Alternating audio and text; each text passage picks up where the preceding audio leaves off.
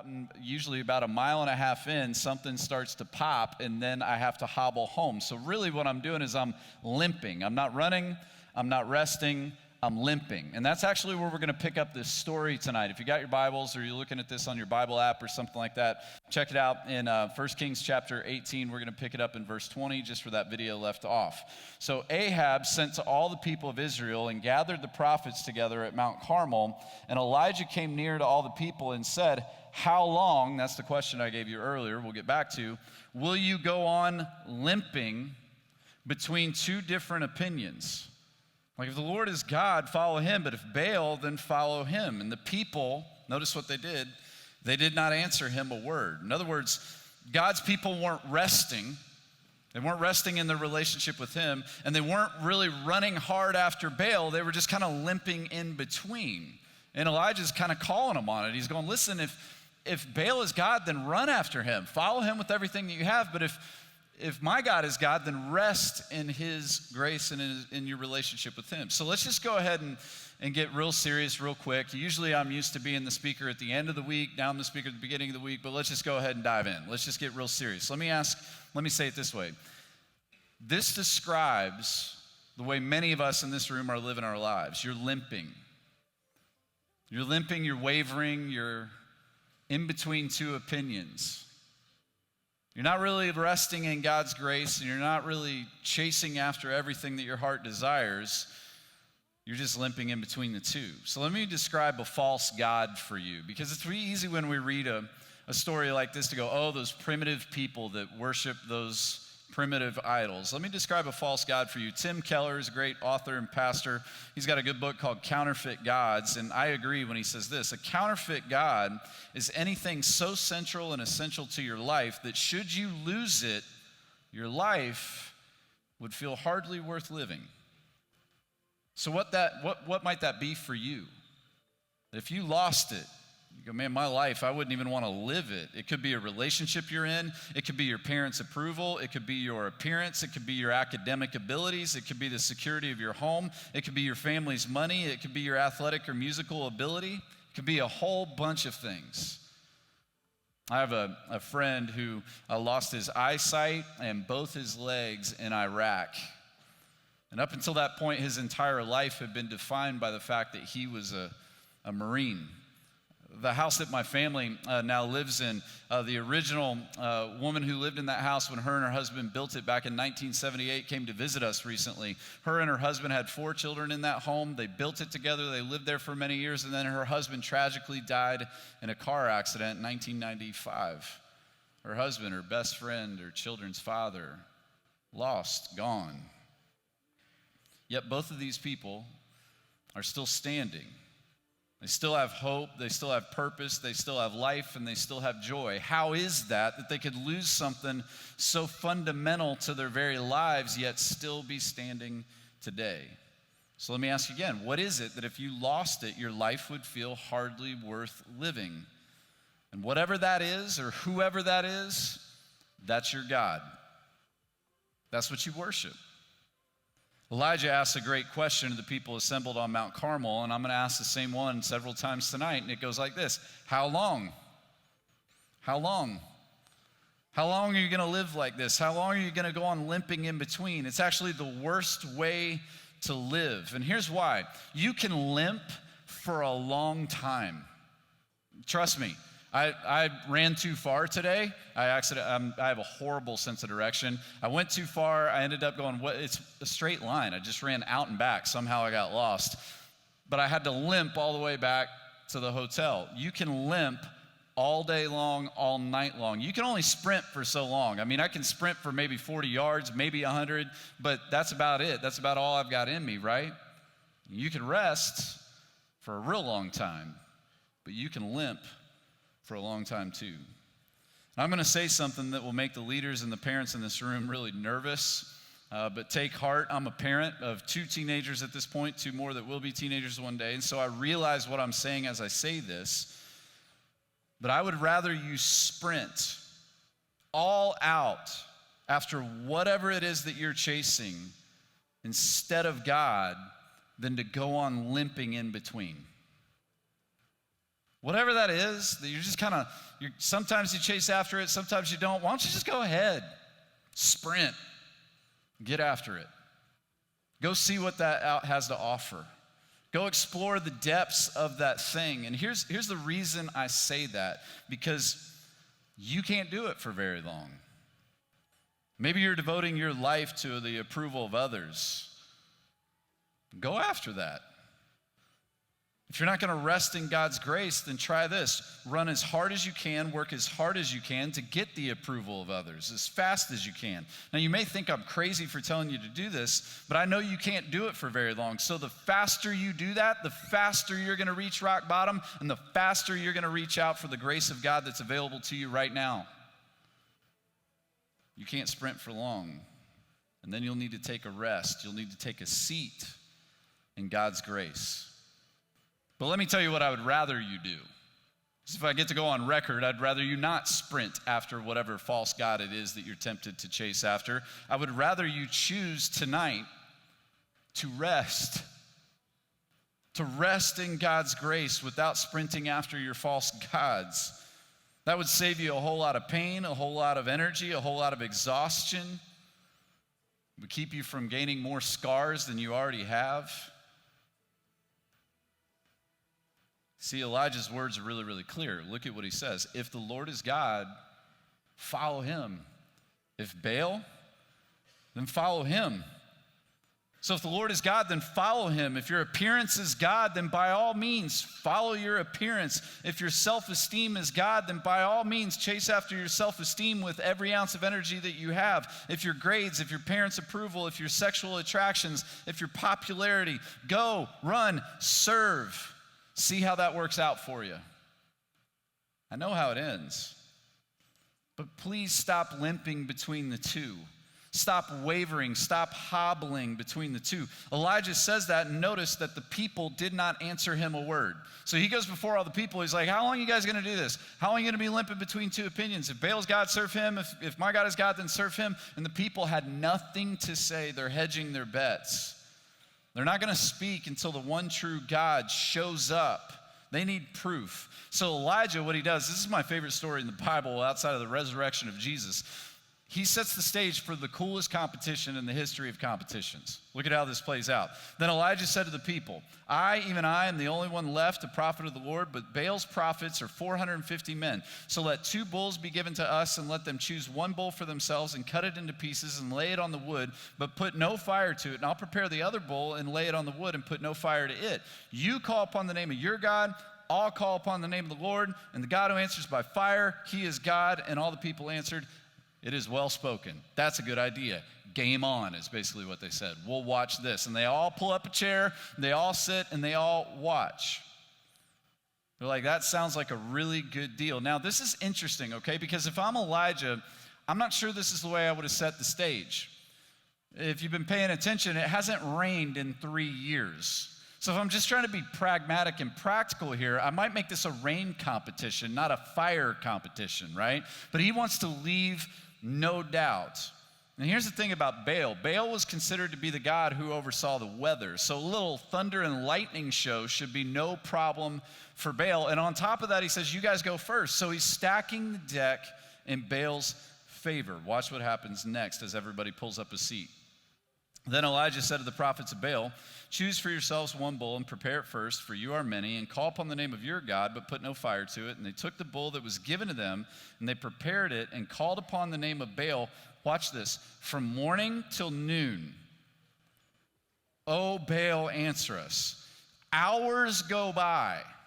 Morning till noon, they're calling out, O Baal, answer us. Now, it takes a lot of energy to do anything for hours. There was a video a few years ago where they got NFL football players trying to simulate the actions of toddlers, and all of those football players were exhausted in about 7 minutes because toddlers are maniacs. They're crazy, all right? You try to do anything for several hours, and you're going to end up exhausted, and that's exactly how it turns out for them. Look at this. But there was no voice, no one answered.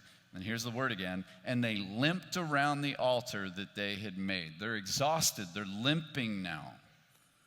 They've worked really hard for their God, and their God is not giving them what they expect. And that's what false gods do. They don't deliver. You need to know that. They don't deliver.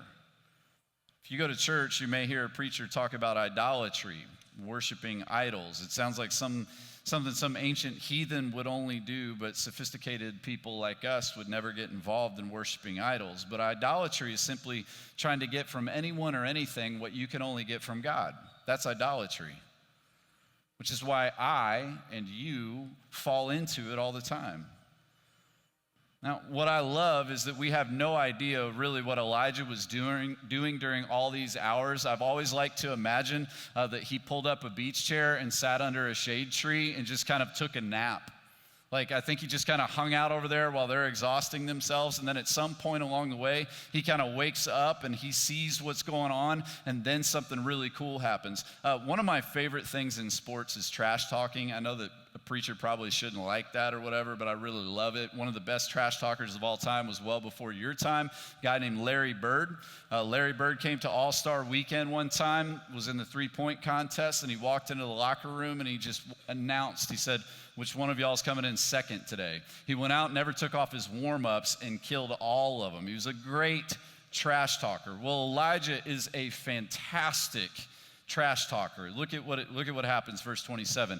"And at noon, Elijah mocked them, saying, 'Cry aloud, for he is a god. Either he's musing, or he's relieving himself, or he's on a journey, or perhaps he's asleep and he must be awakened.'" So literally, Elijah's sitting in this chair under the shade tree. He's taking a nap. He wakes up. He sees all this nonsense going on over here. All these guys have been dancing around. They're limping around. And he goes, "Hey, maybe y'all should yell a little louder. Baal's kind of old. He's kind of hard of hearing. Maybe he's off on a trip. Maybe he's asleep. Maybe you need to wake him up. Maybe he's on the toilet. Maybe he's constipated and he's just busy right now." I mean, he's talking all kinds of trash, and he's trying to provoke them. He's saying, "Go harder, go faster. You're not doing good enough." Maybe Baal doesn't want to listen to you because he's not sure that you're fully devoted to him yet, so you need to work for Baal. That's the way it works with false gods. That's the way it works with all false gods. That's the way it works with pornography.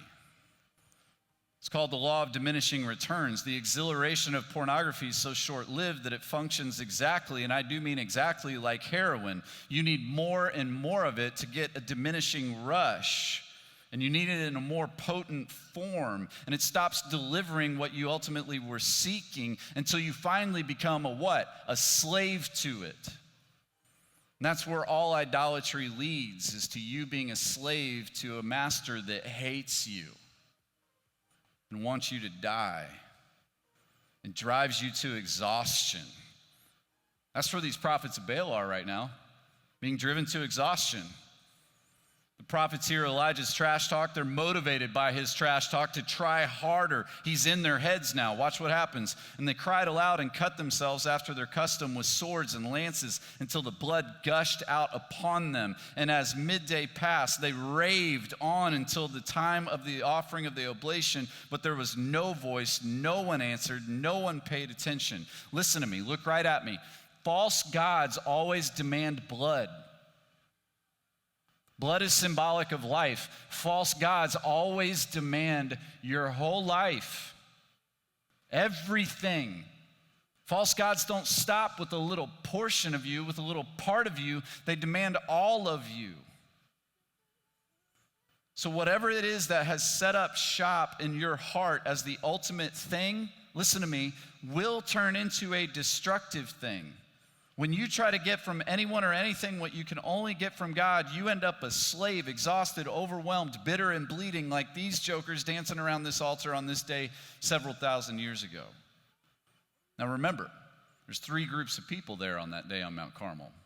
There's Elijah, the false prophets, and then there's the people of Israel who've been just eating popcorn and watching this thing the whole time. And what's unfolding in front of the people is an object lesson for them of how idolatry works. Anybody get into watching The Lord of the Rings? I'm not into it. I don't like hobbits.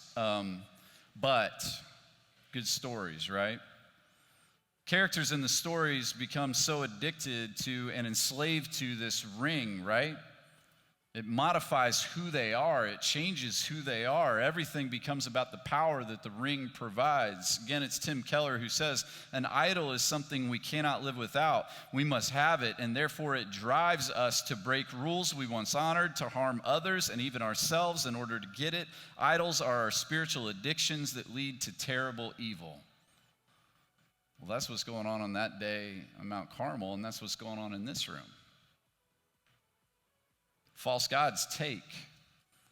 The one true God gives. He's always giving. So if you find yourself stuck in a place where your life is being drained, you're overwhelmed, you're exhausted, you're diminished, you've forgotten who you are, doing things you said you would never do, going places you said you would never go, that means there's a false god on the throne of your heart. And that's where you end up when you sprint after a false god. That's what happens when you chase hard after popularity and beauty and knowledge and power and sex and money, and the list goes on and on and on. And this is true of most good things.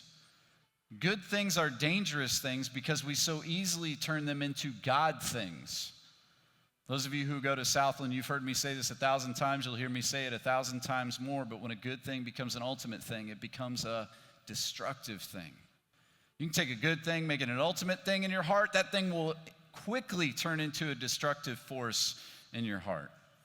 Sports, they're a good thing. I love sports. Your parents, they're a good thing. Food is a good thing. Sex was God's idea. It's a very good thing. If you make any of those things an ultimate thing, it will turn into a destructive thing in no time. And some of you are living there right now. There's only one who is ultimate. There's only one who deserves to be on the throne, and that's who Elijah wants the people to see, but he also wants them to experience him. So he finally stands up out of his chair. He puts an end to their exhaustion. They're probably passing out because they've cut themselves now. They're laying in a heap, and he looks at the people of Israel, and he says this, "Then Elijah said, 'Come near to me. Come near to me.' And all the people came near to him, and he repaired the altar of the Lord that had been thrown down." That's a picture of some of our lives. We've just thrown down everything that pointed towards the one true God in our life. It's in a heap. It's in rubble. He repaired the altar of the Lord that had been thrown down. And Elijah took 12 stones according to the number of the tribes of the sons of Jacob, to whom the word of the Lord came, saying, "Israel shall be your name." And with the stones he built an altar in the name of the Lord. And he made a trench about the altar as great as would contain 2 seahs of seed. And he put the wood in order and cut the bull in pieces and laid it on the wood. And he said, "Fill 4 jars with water and pour it on the burnt offering and on the wood." And he said, "Do it a second time." They did it a second time. He said, "Do it a third time." They did it a third time. And the water ran around the altar and filled the trench also with water. He had already stacked the deck in Baal's favor. Now he's stacking the deck against the one true God. He's saturating this probably in salt water that was retrieved at the base of the mountain. So much so that it's filling up a trench around the altar. I mean, he has soaked the wood. He has soaked the sacrifice. And notice the distinction. Notice what's different about this.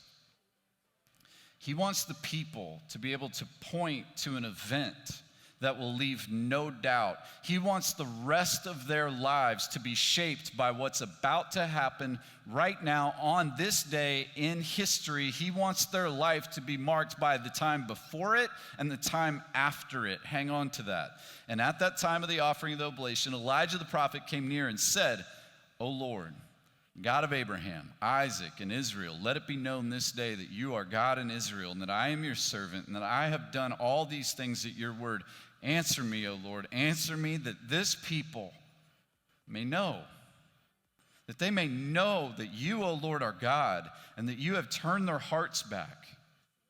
And then fire of the Lord fell and consumed the burnt offering and the wood and the stones and the dust and licked up the water that was in the trench. Notice, no dancing, no cutting, no chanting, no yelling, no sweat, no blood.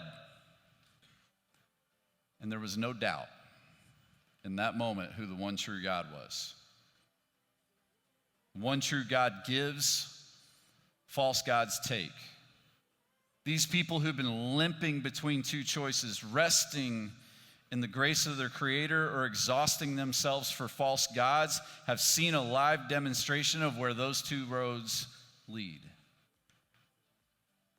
There's an old song, Led Zeppelin, Stairway to Heaven. There's a line in it that goes like this: yes, there are two paths you can go by, but in the long run, there's still time to change the road you're on. And that's a true statement until it's not, because one day it's not. There's still time to change the road you're on until one day there isn't. And there is no time, and there's only one road left, and time's up. So let me ask you that same question again. How long? How long? How long are you going to continue down the road you're on? Every day saying, well, there's still time to change the road I'm on. One day there will not be time. Here's the other thing. This, resting in God's grace, is so much better. It's so much more freeing than exhausting yourself on behalf of any false god. It's so much better. Here's the thing. Behind every false god, behind everything that we set up shop in our hearts as an idolatrous form of worship, everything we put in the center of our life instead of our Creator, behind all of those things ultimately is an enemy who hates us. And listen to me. Your enemy does not care if your false god is pornography or popularity. He doesn't care. The enemy doesn't care if your false god is approval of others or academic achievement. The enemy doesn't care if your false god is going to church or going to your girlfriend's house. The enemy doesn't care. As long as you're not worshiping the one true God, he'll take it. He'll take it.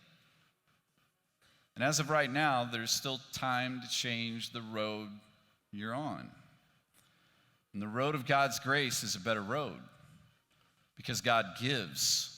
He gives life, He gives love, He gives purpose, He gives meaning, He gives mercy, He gives grace. He gives the only thing that can ultimately satisfy what our hearts long for. He gives Himself. So Elijah began the day by asking the question, how long? And by the end of the day, the people had answered that question. Look at verse 39. And when all the people saw it, they fell on their faces and said, the Lord, He is God. The Lord, He is God. They fell on their faces and they answered the question, how long? No longer. We're not going to limp between two opinions anymore. We're going to follow. We're going to rest in the grace of our Creator. We're not going to exhaust ourselves like those false prophets just did.